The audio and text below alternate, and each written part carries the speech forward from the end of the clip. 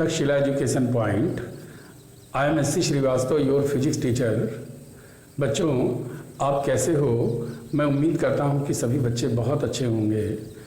आज मैं आपको एक बार फिर से कूलॉम्स लॉ पर बेस्ड कुछ न्यूमेरिकल प्रॉब्लम्स बताने वाला हूँ।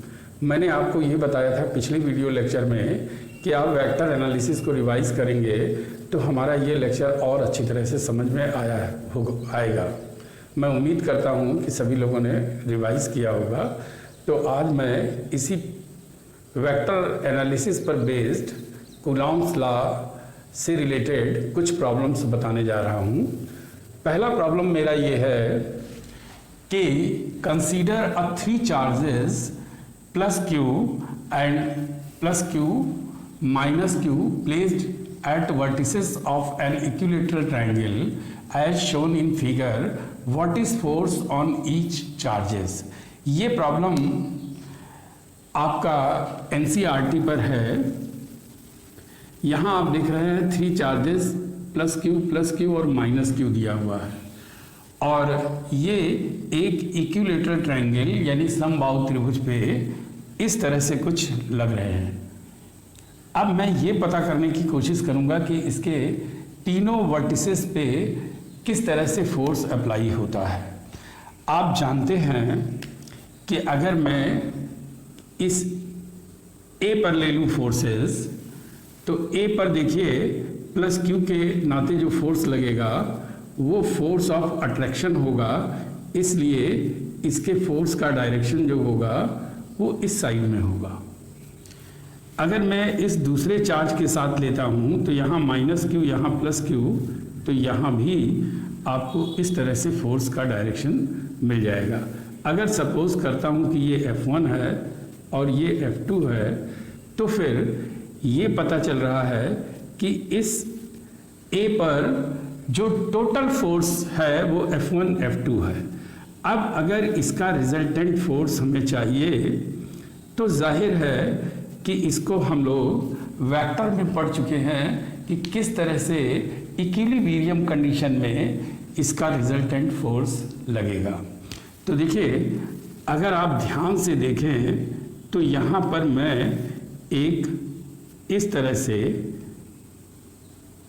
समांतर चतुर्भुज बना रहा हूँ, पैरेललोग्राम्स, और इस पैरेललोग्राम्स के एक साइड पर F1 और दूसरे साइड पर F2 फोर्स लग रहा है।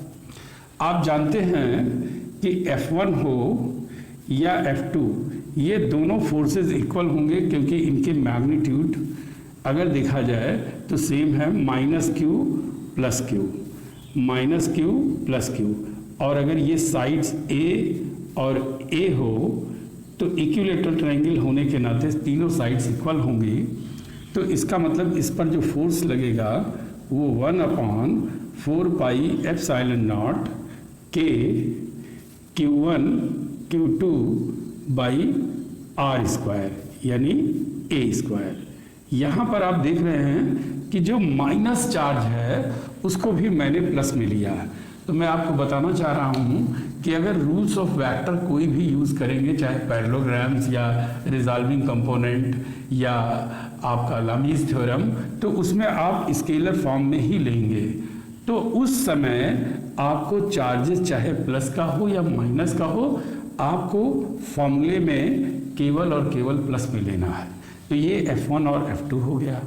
अब आप जानते हैं कि इन दोनों के बीच का जो एंगल होता है, जिसे अल्फा कह सकते हैं, वो 60 डिग्री का होगा।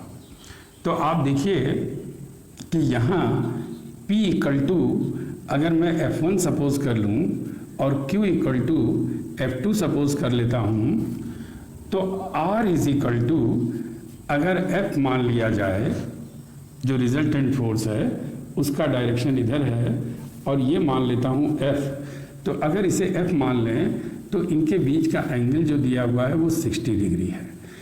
इसके अकॉर्डिंग अगर लॉ ऑफ पैरेललोग्राम अप्लाई करते हैं तो आप देखेंगे कि P square plus Q square plus twice PQ cos alpha से आपको ये वैल्यू आसानी से मिल जाएगी, F स्क्वायर। तो यहाँ P आ गया क्या, F1 square plus F2 square plus twice F1 F2 cos 60। अब F1 इक्वल टू F2 है तो आप लिख सकते हैं यहाँ ट्वाइस F1 स्क्वायर, यहाँ भी twice F1 square into cos 60 यानी 1/2। तो ये आ जाएगा 3F1 square is equal to F square. तो यहाँ से आपने देखा कि F equal to F1√3। F1 की वैल्यू आपको ऑलरेडी पता है, इसका मतलब ये आ जाएगा Q स्क्वायर अपॉन 4πε0 के A स्क्वायर इंटू √3। देखा आपने, ये यहाँ उठा के अप्लाई कर दीजिए। तो आप देख रहे हैं कि इस साइड पर इस तरह से फोर्स लगेगा, लेकिन अगर हम लोग इस C पर देखें कैसे फोर्स लग रहा है, तो आप देखोगे कि इस C पर इन दोनों के बीच फोर्स ऑफ रिपल्सन लग रहा है। फोर्स ऑफ रिपल्सन का मतलब, प्रतिकर्षण का मतलब यहाँ से ये दूर जाएगा।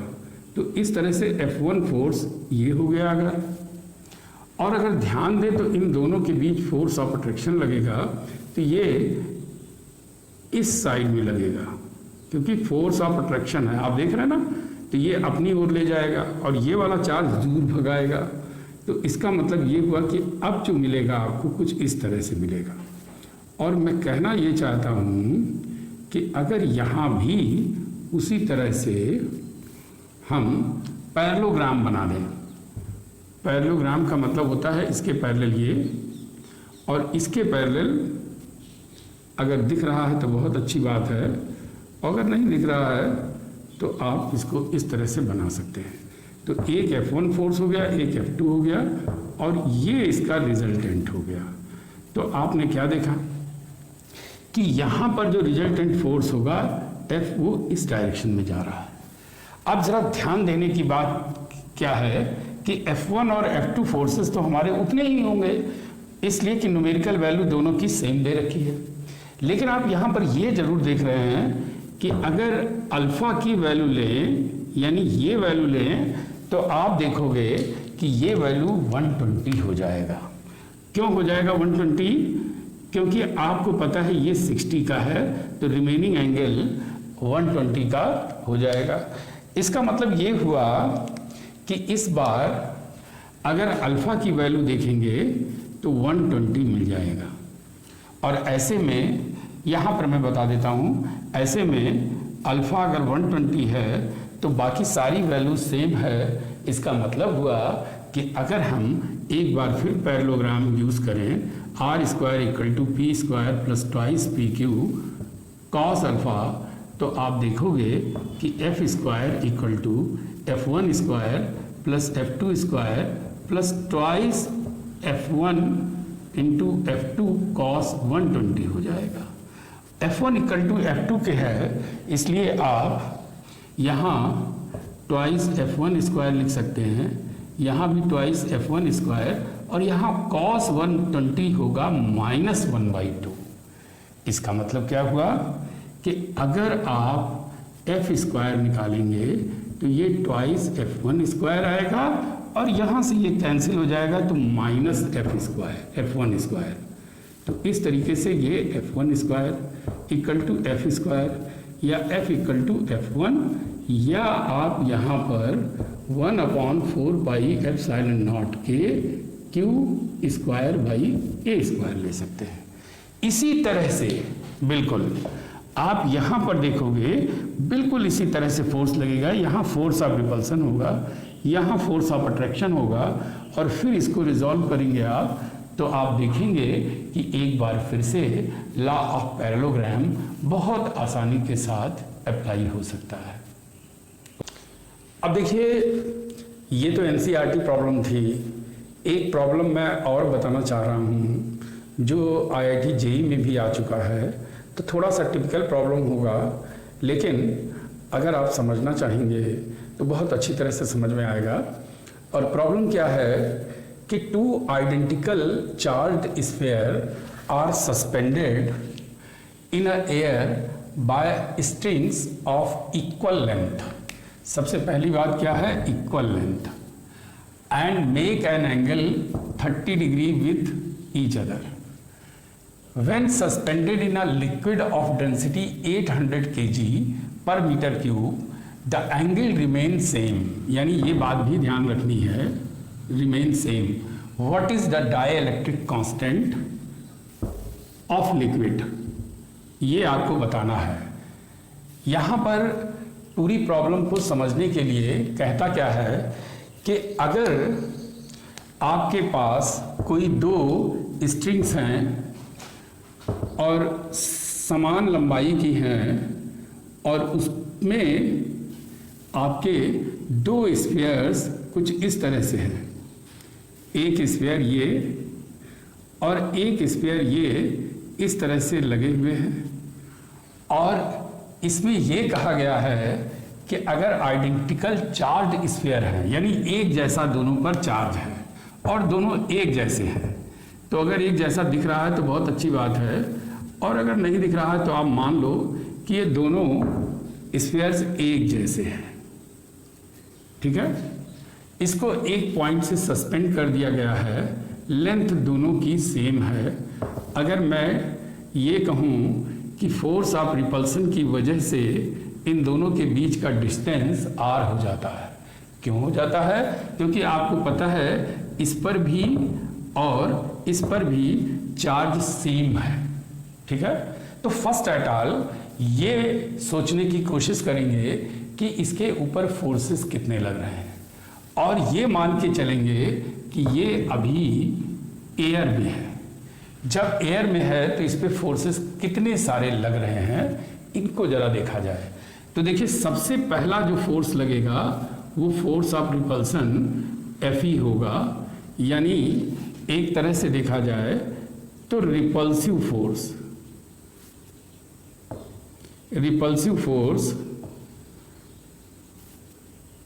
Fe equal to 1/4 pi epsilon naught Q square by R square. देख रहे हैं ना, Q और Q और बीच में डिस्टेंस ये है, और एयर में है तो K की वैल्यू 1 हो जाएगी. ये पहला फोर्स लग रहा है. दूसरा फोर्स अगर ध्यान दिया जाए तो अगर इसका स्फीयर का मास m है तो आपको पता है कि mg हमेशा डाउनवर्ड लगता है, तो एक वेट हो गया, यानी वेट ऑफ स्फीयर ये mg हो जाएगा. अब आइए, तीसरा एक फोर्स और लग रहा है, और वो फोर्स है टेंशन या तनाव स्ट्रिंग में. तो थर्ड फोर्स जो अप्लाई होगा वो टेंशन इन स्ट्रिंग. 3 फोर्सेस लग रहे हैं, और ये पूरा एंगल 30 डिग्री है. तो जाहिर है कि अगर हम यहाँ से कोई परपेंडिकुलर गिराते हैं तो ये एंगल आपका 15 डिग्री हो जाएगा. कितना हो जाएगा? 15 डिग्री. अब देखिए, इस प्रॉब्लम को सॉल्व करने के वैसे तो कई तरीके हो सकते हैं. सबसे पहला तरीका तो ये बताना चाहूँगा कि रिजॉल्विंग कंपोनेंट क्या होता है और उससे कैसे सॉल्व करते हैं. तो देखिए, इस लाइन को मैंने आगे प्रोड्यूस कर दिया है, बढ़ा दिया है, तो ये 15 होगा क्योंकि दोनों अल्टरनेटिंग एंगल होंगे. अब ज़रा देखिए कि इसको अगर हम t को अगर रिजॉल्व करते हैं तो ये t cos 15 ये आ जाएगा, इधर आ जाएगा t sin 15. ये मैंने रिजॉल्विंग कंपोनेंट में बताया था. और अगर ये इक्विलिब्रियम में है पूरा सिस्टम, तो सारे फोर्सेस का रिजल्टेंट 0 होना चाहिए. ऐसे में क्या है कि हॉरिजॉन्टल और वर्टिकल फोर्सेस आपस में इक्वल और अपोजिट में होने चाहिए, तब रिजल्टेंट फोर्स जो मिलेगा आपको वो 0 के इक्वल होगा. तो इसका मतलब हुआ कि in equilibrium Fe equal to t sin 15 and mg equal to t cos 15. ये फर्स्ट इक्वेशन सपोज करिए, ये सेकंड. अब अगर इन दोनों को डिवाइड कर दें तो हमें मिलेगा tan 15 is equal to Fe upon mg।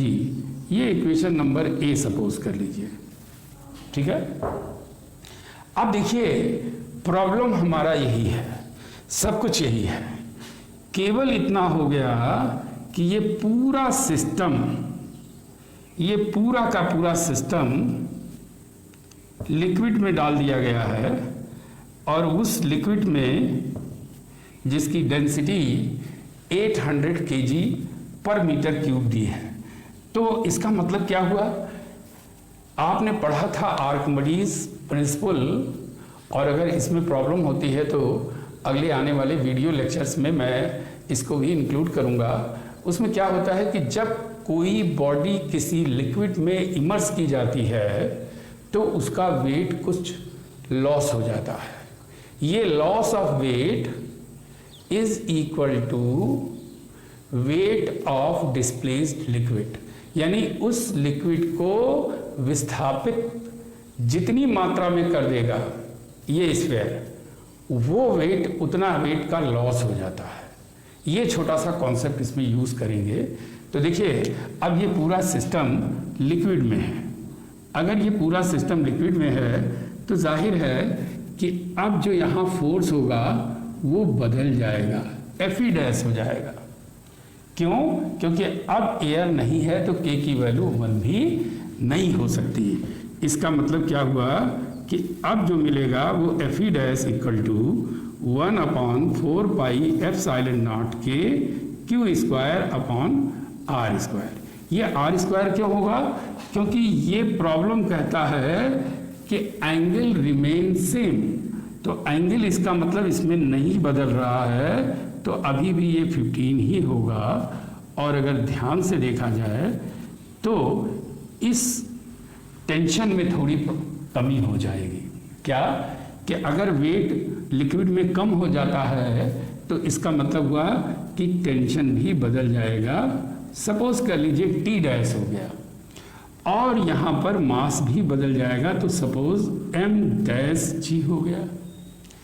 बाकी करना आपको पीछे की ही तरह है कि एंगल ये पहले भी 15 था, प्रॉब्लम कहता है अभी भी 15 है, तो T डैश cos 15 हो जाएगा इधर और T डैश sin 15 इधर हो जाएगा।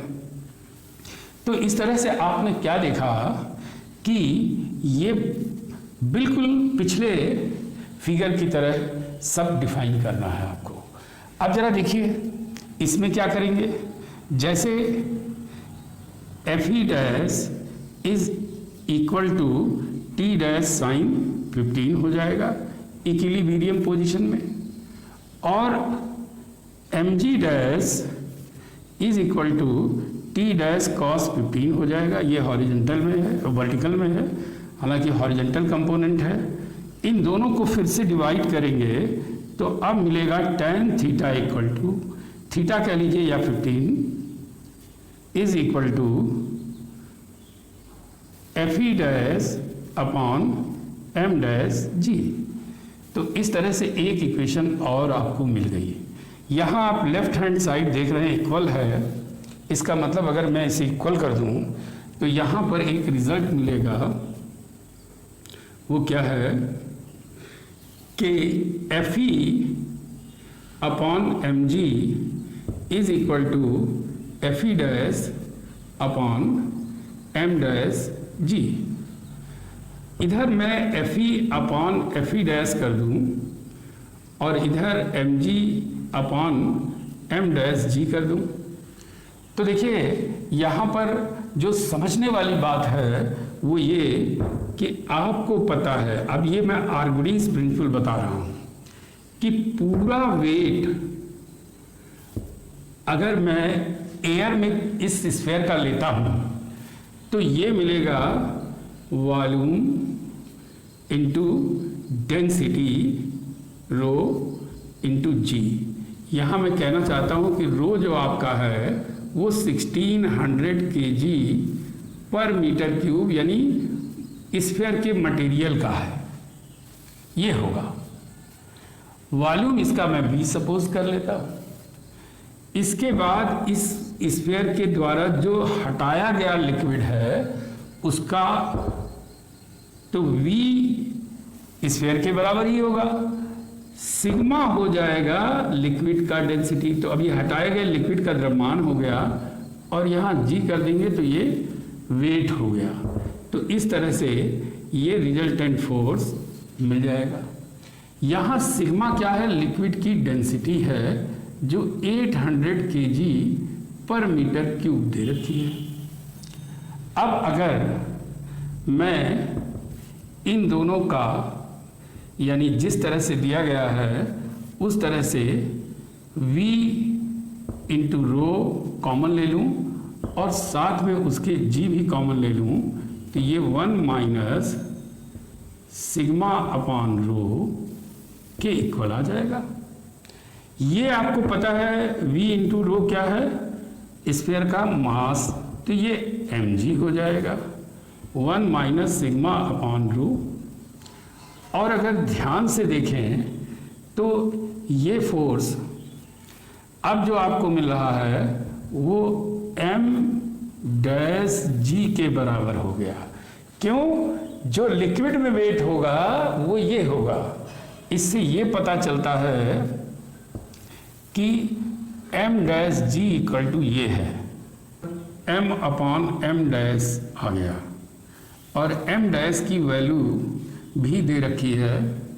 तो m अपॉन m डैश अगर इसको थोड़ा सिंपल किया जाए तो 1 माइनस ये है सिग्मा यानी 800 और रो की वैल्यू है 1600। तो देखिए 2 जा रहा है तो ये आ जाएगा m/2।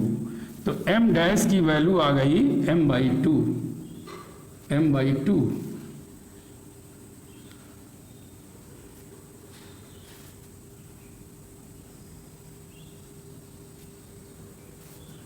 टू आ गया।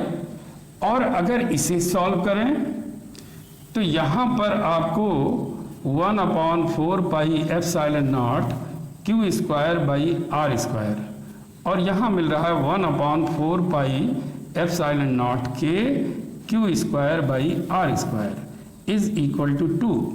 तो आप देखेंगे कि सब कुछ कैंसिल हो रहा है, केवल के इसमें बच जाएगा और के अगर पलट गया तो या करके आप लिख सकते हैं k इक्वल टू 2। तो इस तरह से आपने देखा कि कैसे इस k की वैल्यू को या डाइलेक्ट्रिक कांस्टेंट को हम निकाल सकते हैं। तो एक बार फिर से इसको समझ लीजिए कि सबसे पहले मैंने एयर में लिया और इसको एक तरह से देखा जाए तो एयर में लेकर इस स्फीयर पे जितने फोर्सेस लगते थे उन सभी को डिफाइन किया और इक्विलिब्रियम में इन फोर्सेस को जो कि रिजॉल्विंग कंपोनेंट के थ्रू मैंने सॉल्व किया है उससे इक्वेशंस बनाई और फिर वही सेम इक्वेशन जब इस पूरे सिस्टम को लिक्विड में इमर्स कर दिया तो भी वैसे ही बना, केवल आर्किमिडीज प्रिंसिपल के अकॉर्डिंग इसका वेट स्फीयर का लिक्विड में कम हो जाता है, जिसे हम लोगों ने अलग कॉन्सेप्ट लगाकर निकाल लिया। क्या कि लिक्विड में जो वेट में लॉस होता है वो स्फीयर के द्वारा हटाए गए लिक्विड के वेट के इक्वल होता है। तो जितना वेट पहले था उसमें से ये वेट माइनस कर देंगे तो निकल आएगा। अब अगर आज आपको ये IIT JEE का प्रॉब्लम और इस पर बेस्ड और प्रॉब्लम्स अच्छी तरह से समझ में आया हो और आप नए व्यूअर्स हों तो हमारे इस चैनल को सब्सक्राइब कीजिए और अगर पुराने व्यूअर्स हैं तो ढेर सारे लोगों में लाइक और शेयर कीजिए। और आने वाले कल में मैं इसी तरह से आपको बहुत अच्छे न्यूमेरिकल प्रॉब्लम्स बताऊंगा, उनकी ट्रिक्स भी बताऊंगा। Thank you.